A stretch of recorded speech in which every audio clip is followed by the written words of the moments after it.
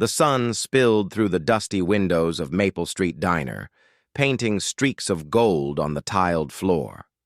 The smell of fresh coffee mixed with the sizzle of bacon and toast.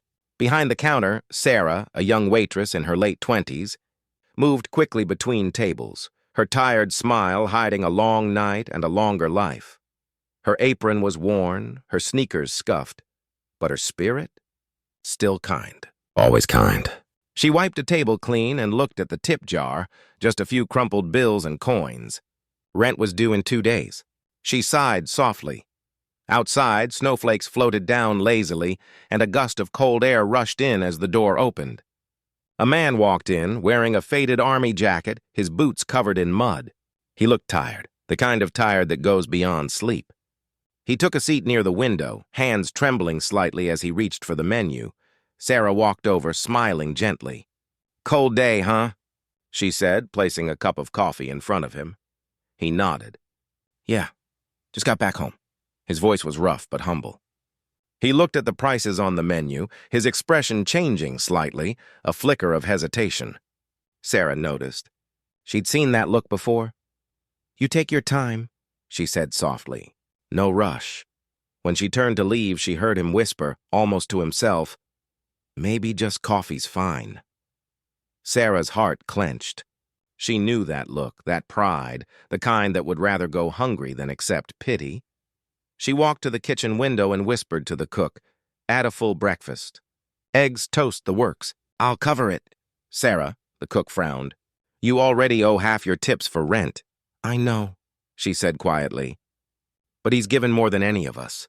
Minutes later, she placed a steaming plate of food in front of the soldier. He looked confused. "I didn't order. It's on the house," Sarah said, smiling. "Welcome home." For a moment he didn't speak. His eyes glistened as he whispered, "Thank you." "Ma'am?" At the next table, a group of regulars, businessmen in neat suits, started laughing.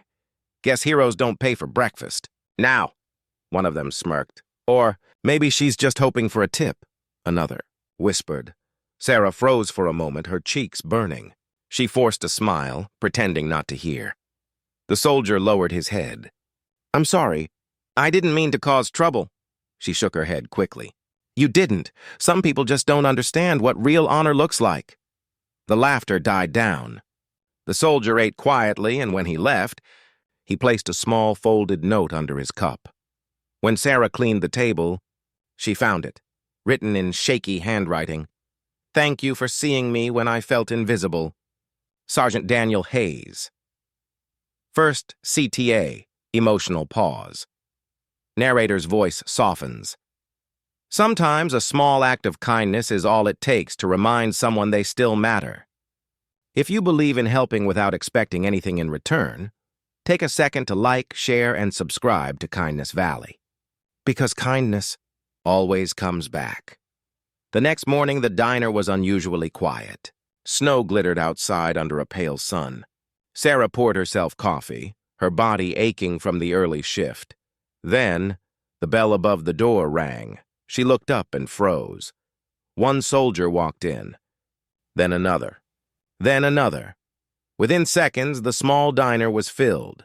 An entire army unit, their uniforms crisp, boots echoing on the tile. The air buzzed with silence and awe. Customers stopped mid-bite. At the front stood Sergeant Hayes, the same man from yesterday, now clean-shaven, proud, and holding a folded flag in his hands. Sarah stammered, "What is this?" Hayes smiled. "Ma'am, you reminded me what home feels like. When I told my unit, they all wanted to thank you." One by one, soldiers placed envelopes, small boxes, and notes on her counter. "Each of us chipped in," another said, "for your kindness." Sarah opened one envelope. Inside was a check with enough to pay her rent. For months, she covered her mouth, tears streaming down her cheeks. The same businessmen from yesterday sat in silence, their eyes low, shame written across their faces. Hayes continued, "You said yesterday that some people don't understand honor. Well, today we wanted to show them what it looks like." The diner erupted in soft clapping. Sarah stood frozen, overwhelmed, shaking, laughing through her tears. She didn't feel poor anymore.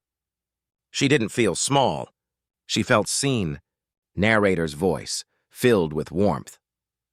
On that quiet morning, a waitress with nothing gave everything, and the world gave it back 100-fold. Kindness doesn't need a reason. It just needs a heart willing to act. Never mock someone for being kind.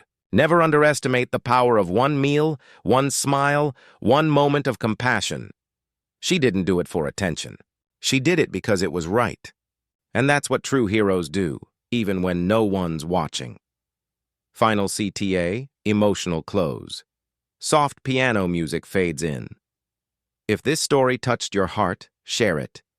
Because the world needs more people like Sarah. People who remind us that kindness never disappears. It just finds its way back. Subscribe to Kindness Valley and let's keep spreading light one story at a time.